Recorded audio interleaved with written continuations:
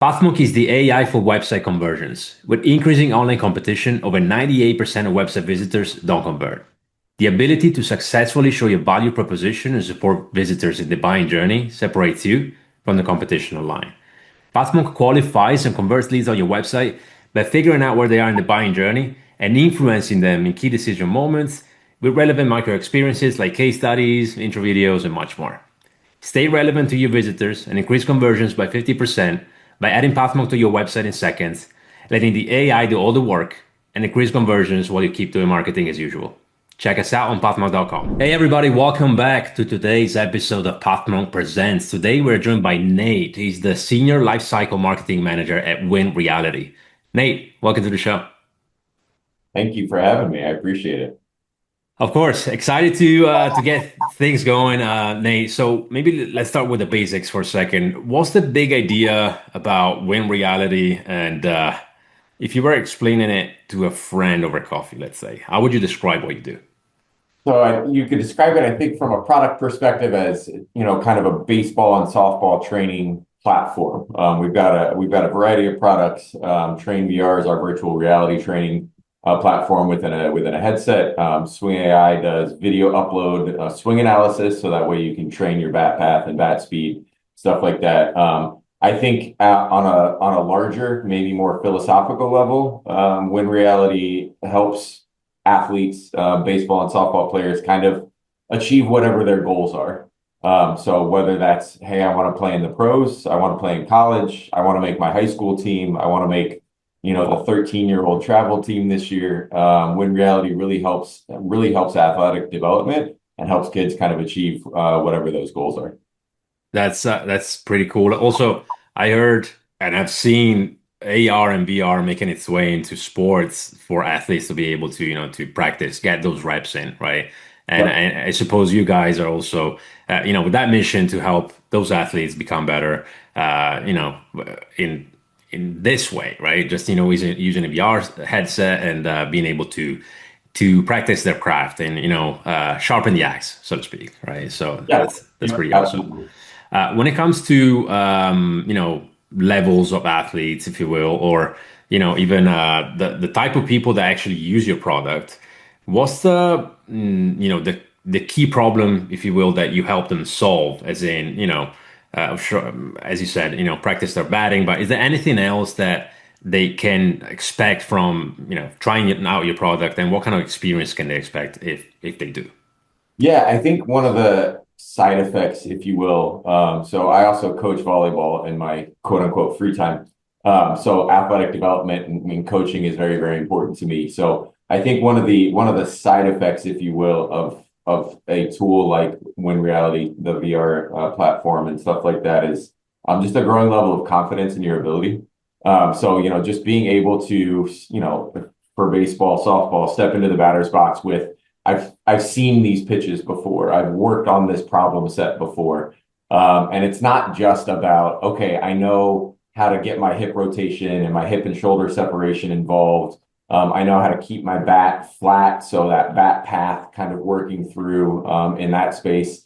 Those are technical details to it. I think just being able to understand and generally train the movement. We were just talking about this last week on kind of maybe what the larger umbrella is just movement training, being able to confidently, step in there and rely on your body to do the things, your eyes, your brain to do the things that you need to do to be successful. And that just comes and adds a level of confidence that you're not going to have necessarily by hitting the batting cages. You're able to, within the VR space, see a pitcher, watch the actual pitches come through. If it's up high and tight and kind of freak out a little bit and people kind of take their headset off. It's wild what you can actually do with this stuff. That's very cool. I'm sure it's an interesting experience. So I'd be curious to try it out. Yeah. But as far as people for you as a marketer, right? People reaching out or being interested in your product.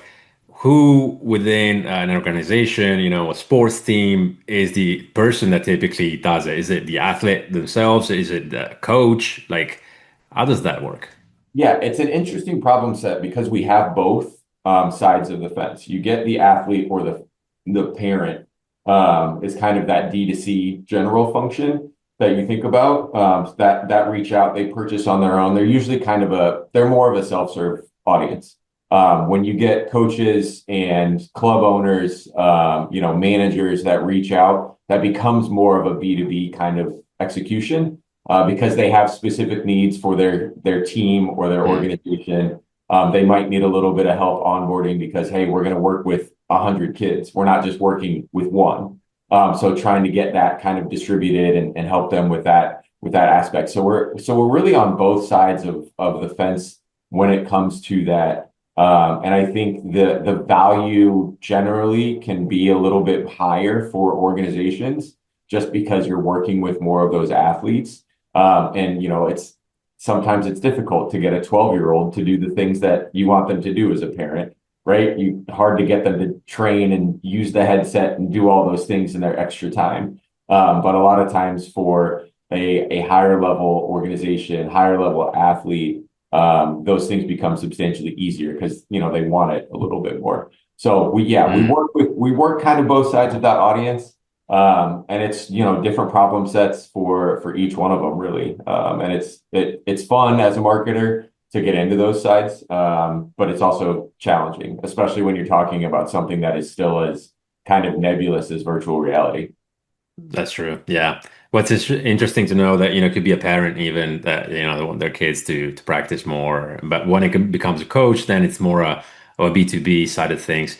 Now, having made that distinction, um, how do these people find you? Like, you'll find, you'll see that the questions will get a little bit more technical and we get into more of the marketing stuff. But are there any channels that become your go-to for bringing in new customers?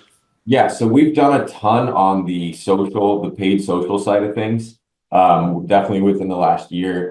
It's a very, again, with sports and the training kind of aspect to it, you get a lot of athletes that are, they're on TikTok or they're on Instagram, they're looking at videos, trying to find coaches as well, trying to find whether it's new drills, new ways of training, and make like different connections with the sport. So those have been some really big channels for us, definitely via social media, and paid and organic. I think you get some, so that would be the biggest channel. I think the next channel that's kind of coming up, interestingly enough, are some of the other sites like Reddit, where you have people that are looking for questions and answers. And I think Reddit has really blown up in the last couple of years too, with some of the changes to Google algorithms, as well as generative AI and stuff like that, like the community aspect of Reddit that has always been there, but has not really been as much of a focus on the search side of things, is becoming more relevant when you get into some of these aspects too. So that's actually an interesting channel that we've seen some progress in as well. Technically, that becomes referral traffic if you're on Reddit, but it's more organic kind of because they're doing those searches. They just end up landing on those results, and kind of going through those spaces. But yeah, I think social, organic and paid social is probably our biggest channel right now. Okay, fair enough. Yeah. And I can see Reddit being a big driver. Personally, myself, I use it a lot, especially if I'm researching a little bit. And I'm one of those people that does their research before buying anything, really. So, I'll Absolutely. do a Google search and then add Reddit to it, and then see what comes up. That's pretty much Yeah. it. So. 1,000%. That's good to know. So all of this traffic is coming, as you said, you could count it as referrals, if you will. But from your experience, when these people land on your website, then what does actually make a website convert? And this is more of a general question, and you can draw from your experience with Win Reality, also your past experience. But are there any kind of favorite frameworks or tools or tactics that you can share with us that have worked wonders for you when it comes to conversion? Yeah, so I think, part of what we've changed quite a bit in the last, so I've been at Win Reality for about almost 10 months now. And we've really revamped our life cycle flows quite a bit and really tried to create more specificity for the users. Something, again, I think when it comes to augmented reality, virtual reality, is the kind of what is it nature. of those things, right? Because it is something that is still kind of out there for a lot of people. So I think a lot of just educating specifically to specific personas and audiences is really, really important via the website, via our LCM journeys, via our social channels. There's just a level of education that for me and a lot of my previous experiences has not had to have been there as much. Especially when it comes to B2B. So I've got a background in some tech SaaS B2B spaces. A lot of people already know, generally speaking, what the product does that they're looking for.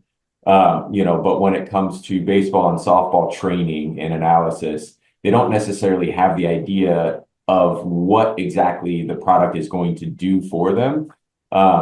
Because it's not just a standard kind of, because it's human motion and things like that in training. It's not, I worked at a document automation company. Everybody kind of knows what you're doing when you're working for document automation. Yeah, I need to sign a document.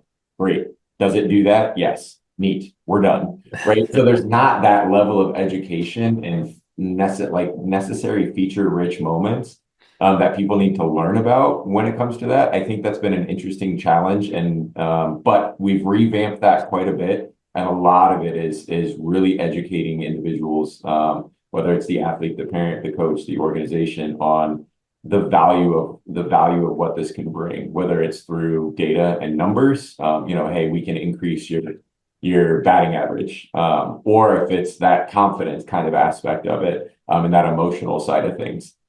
There's a lot to that behaviorally that I think has been really important for us on the website to educate people with the content that we have, with videos that we can create. Getting a lot of that social proof is really important, and then creating the specific life cycle flows that kind of speak to what it is that they need, and kind of having those conversations in those other spaces. That has really driven a lot of conversion for us.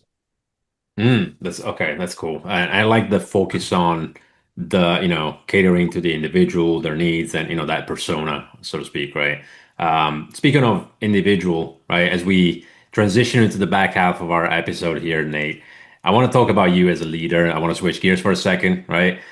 So if you don't mind, I want to ask you a little bit about, what's the day in the life on Nate? You know what I mean? Like Yeah. what are the main things you focus on, and yeah, what keeps you excited, when you go to work?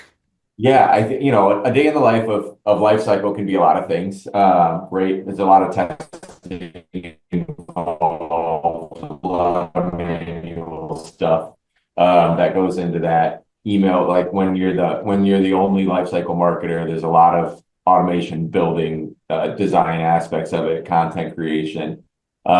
I think what really makes work, I've always kind of thought what makes work enjoyable, the cross collaboration in other departments, kind of working through some of those pieces and going through those aspects. So I think being able to work in the data aspects, CRM side of things with my